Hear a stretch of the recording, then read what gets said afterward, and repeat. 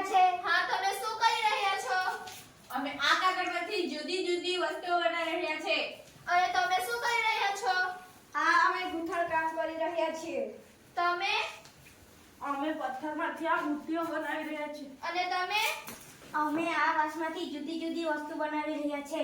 આ બધી વસ્તુ તમે શું કામ બનાવી રહ્યા છો? આ બધી વસ્તુ અમે બજારમાં વેચી શકીશું. અને હા, બીજું કે આવનારી પેઢીઓને અમે બધી વસ્તુ ભેટ સ્વરૂપે આપી શકીશું. વાહ, આ તો ખૂબ જ સરસ કહેવાય.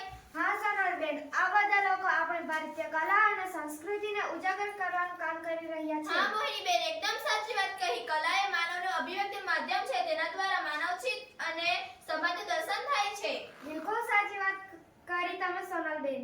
તો ચાલો મિત્રો, આજે આપણે આપણા સર પાસેથી કલા વિશેની વધુ માહિતી મેળવીશું. તો ચાલો. તો મજામાં ને? હા.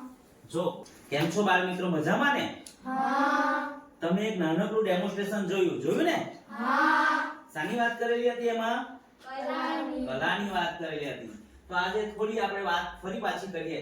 તમે નાનકડું નાટક જોયું અને એમાં તમને ખરેખર સમજ પડી જ ગઈ હશે. પડી ગઈ ને? હા. તો કલા એ ભારતીય કલાની વાત કરીએ, તેમાં ભારતીય કલા અને સંસ્કૃતિ વિશ્વમાં આગવું સ્થાન ધરાવે છે. આપણી સંસ્કૃતિ ખૂબ જ જૂની છે. 6ઠ્ઠા અને 7મા ધોરણમાં આપણે ભણીને આવ્યા છે. પ્રાચીન સંસ્કૃતિ ભણીને ખૂબ જ જૂની છે. અને આ કલાની વાત કરે તો કલા એ માનવીની અભિવ્યક્તિનું માધ્યમ છે. તમે જે રીતે પથ્થરમાંથી મૂર્તિ બનાવી એની પણ વાત કરી, બરાબર ને? વાંસમાંથી તમે નાના નાના રમકડા, ટોપલા ટોપલી એ પણ તમે જોયું. એ બધી કલા જ કહેવાય, જે માનવીમાં અંદરથી પડેલી હોય અને એ બહાર લાવવાની વાત છે. કલા એટલે સ્કિલ. તો સોનલબેન, તમે નાટક જોયું, એમાં કલાને કેટલા ભાગમાં વહેંચવામાં આવી છે? બોલો જોઈએ. કલા 2 ભાગમાં વહેંચવામાં આવી છે: દ્રશ્ય કલા અને પ્રદર્શિત કલા. Very good. તો કલાને 2 ભાગમાં કોણે વહેંચેલી છે? તો આ કલા શાસ્ત્રીઓ, જે કલાના જાણકાર છે, એને 2 ભાગમાં મિત્રો વહેંચવામાં આવેલી છે કલાને. તો કઈ કલા? બોલો. દ્રશ્ય કલા અને પ્રદર્શિત કલા. દિયાબેન બોલો જોઈએ. તો દ્રશ્ય કલામાં કયા કયા કલાની વાત કરેલી છે? ચિત્ર, શિલ્પ અને હસ્તકલા. Very good. ચિત્રકલા, શિલ્પકલા અને હસ્તકલા. આ શિલ્પકલા એટલે પથ્થરમાંથી બનાવવાની વાત છે. જે રીતે આપણા સમીરભાઈ બનાવતા હતા, પથ્થરમાંથી શું બનાવતા હતા? મૂર્તિઓ બનાવતા હતા. મારી પાસે કેટલાક ફોટોગ્રાફ્સ અહીંયા આગળ છે, એ હું તમને બતાવું છું. તે પહેલા મારે જે વાત કરવાની છે તે પ્રદર્શિત કલાની.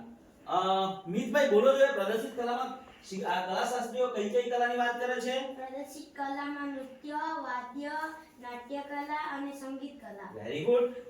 પ્રદર્શિત કલામાં નૃત્ય કલા, વાદ્ય કલા, નાટ્ય કલા અને સંગીત કલાની વાત છે. 7મા ધોરણમાં આપણે ભણીને જ આવેલા છે. વિવિધ શૈલીઓ, ખબર ને? એમાં કલાની પણ વાત કરેલી હતી, જેમાં ખાસ કરીને આ હું તમને ચિત્ર બતાવું છું. આ કુચીપુડી નૃત્યનું છે. કયા નૃત્યનું છે? કુચીપુડી નૃત્યનું છે. તો પ્રદર્શિત કલામાં આવશે નૃત્ય.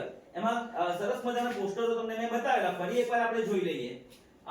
નૃત્યના બધા પોસ્ટરો અંદર છે. જો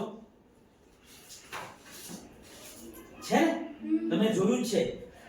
એ પછી વાદ્ય એટલે શાની વાત આવે છે? જે રીતે તમે પ્રાર્થનામાં ઢોલક વગાડો છો, મંજીરા વગાડો છો ને? એ બધી કલા જ કહેવાય. તો એ વાદ્ય એટલે વગાડવાની વાત છે, જેમાં ભારત કે સંગીત વાદ્ય. આ સરસ મજાના ફોટોગ્રાફ્સ તમને મેં પછી જોવા માટે આપીશ, બરાબર છે? તો તમને ખ્યાલ આવી ગયો મિત્રો કે કલાશાસ્ત્રીઓ કલાને કેટલા ભાગમાં વહેંચવામાં આવે છે? 2. દ્રશ્ય કલા અને પ્રદર્શિત કલા. અને હા, કલા એ સંસ્કૃતિ ઉજાગર કરે છે. એટલે કે આપણી સંસ્કૃતિને બહાર લાવવાનું કામ કરે છે. કોણ? કલા એટલે સ્કિલ. તમારામાં જે છે જ. તો મિત્રો આજે આપણે આટલી જ વાત કરીશું કે કલાશાસ્ત્રીઓ કલાને 2 ભાગમાં વહેંચેલી છે. કઈ કઈ કલા? બોલો. દ્રશ્ય કલા અને પ્રદર્શિત કલા. દ્રશ્ય કલામાં કઈ કઈ કલાનો સમાવેશ કરવામાં આવેલ છે? ચિત્ર, શિલ્પ અને હસ્તકલા. ચાલો જોઈએ હસ્તકલા એટલે કોને કહેશે? બોલો. હાથ વડે બનાવી શકાય. હા, વેરી ગુડ. હાથથી તમે ગૂંથણ કામ હોય, ભરત કામ હોય કે પછી આપણા મિતભાઈ બનાવતા હતા વાંસમાંથી જુદી જુદી વસ્તુઓ, જેમાં મશીનરીનો ઉપયોગ નથી થતો, તે હસ્તકલાની વાત કરેલી. અને પ્રદર્શિત કલામાં નૃત્ય, વાદ્યો, નાટ્ય કલા અને સંગીત કલા. તો મિત્રો તમને ખ્યાલ આવી ગયો હશે. તો કલા શાસ્ત્રીઓ એને બે ભાગમાં વહેંચે છે. તો આજના દિવસ પૂરતું આટલું જ. ફરી પાછા આપણે આવતા પીરિયડમાં મળીશું.